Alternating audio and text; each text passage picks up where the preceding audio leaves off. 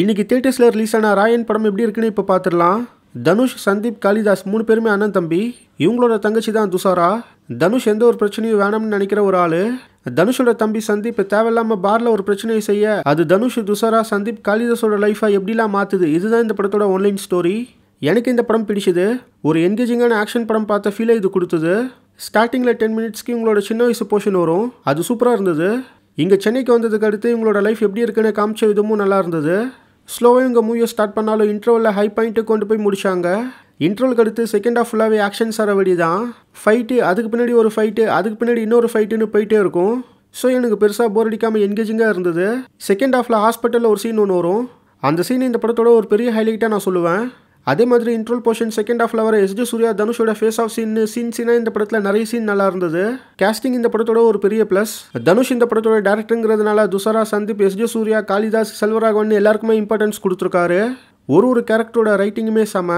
அந்த ஹாஸ்பிட்டல் சீன்லாம் துஷாரா பர்ஃபார்மன்ஸில் செமையாக ஸ்கோர் பண்ணியிருக்காங்க. இப்படி ஒரு ஆக்டருக்குமே பர்ஃபார்மன்ஸில் ஸ்கோர் பண்ணுற மாதிரியான ஒரு சீனை தனுஷ் கொடுத்துருக்காரு. தனுஷ்க்குமே சில மாஸ் மூமெண்ட்ஸ்லாம் இந்த படத்தில் இருக்குது. அது தியேட்டரில் நல்லாவே ஒர்க் ஆச்சு. எஸ்ஜே சூரியோட போர்ஷன் ஃபர்ஸ்ட் ஹாஃபில் ரொம்ப கம்மி. பட் செகண்ட் ஹாஃபில் வந்த சீன்லலாம் செம்மையாக ஸ்கோர் பண்ணிட்டு போயிட்டாரு. ஏஆர் ரஹ்மானோட பேக்ரவுண்ட் ஸ்கோர் செம்ம. குறிப்பாக ஆக்ஷன் போர்ஷன்லலாம் இவரோட பேக்ரவுண்ட் ஸ்கோர் ஒர்க்கு தாறுமாறாக இருந்தது. சாங்ஸும் மூவியோட பார்க்குறப்ப நல்லா இருந்தது. சினிமோட்டோகிராஃபி ஒர்க்கு இந்த படத்தில் அவுட்ஸ்டாண்டிங்னு சொல்லலாம். டெக்னிக்கலாக இந்த படத்தில் பெருசாக குறை சொல்கிற மாதிரி எதுவும் கிடையாது. நெகட்டிவ்னு பார்த்தாக்கா ஃபர்ஸ்ட் இந்த படத்தில் லாஜிக் மிஸ்டேக் தான்.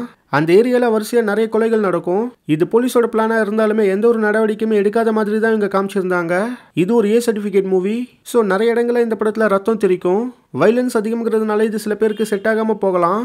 பட் மற்ற படங்களை காமிக்கிற மாதிரி கஞ்சா போட்டு இழுக்கிற மாதிரியான சீன்ஸ்லாம் பெருசாக இதில் எதுவும் கிடையாது. அது வரைக்கும் ஹாப்பி தான். செகண்ட் ஹாஃபில் ஒரு ட்விஸ்ட் ஒன்று வரும். அது சில பேருக்கு ஏற்றுக்கிற விதத்தில் இருக்காது. ஓவராலாக நீங்கள் ஒரு ஆக்ஷன் மூவி ஃபேனாக இருந்தீங்கன்னா உங்களுக்கு இந்த படம் கண்டிப்பாக என்டர்டெய்னிங்காக இருக்கும். சண்டை, ரத்தம்லாம் உங்களுக்கு செட் ஆகாதுன்னா இந்த படத்தை நீங்கள் அவாய்ட் பண்ணிக்கிறது நல்லது. பட் ஆக்ஷன் பிடிக்கும்னா தியேட்டரில் போய் ஒன் டைம் பார்க்க ஒரு ஒர்த்தான படம் தான் இந்த ராயன். ட்ரை பண்ணி பாருங்கள்.